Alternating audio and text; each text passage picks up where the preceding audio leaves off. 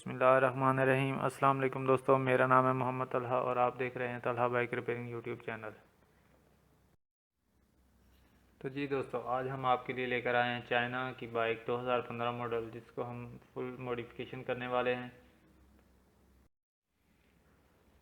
तो दोस्तों, वीडियो शुरू करने से पहले आप सबसे गुजारिश है, जिसने हमारा चैनल अभी तक सब्सक्राइब नहीं किया, सब्सक्राइब कर दें और वीडियो को लाइक कर दें, ताकि हमारी हर आने वाली नई वीडियो आप तक बआसानी पहुंच सके।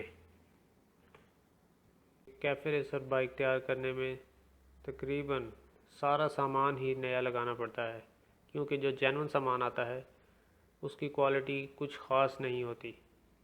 जिस तरह उसके टायर्स हो गए, उसके व्हील और कुछ पेंट की क्वालिटी भी नॉर्मल ही होती है। उसके रेयर शॉक, उसके टंकी टापे, कैफे रेसर में सारा सामान चेंज करना पड़ता है। इसलिए हमारा मशवरा यही है कि आप पुरानी बाइक लें और उस पर पैसे इन्वेस्ट करके उसको बिल्कुल नया बनाया जा सके। तो फ्रेंड, वीडियो को लास्ट तक ज़रूर देखें और कमेंट में अपनी राय का इजहार ज़रूर करें, ताकि हमें पता चल सके कि आपको हमारी वीडियो कैसी लगी। मज़ीद अच्छी वीडियोस देखने के लिए हमारा चैनल विज़िट करें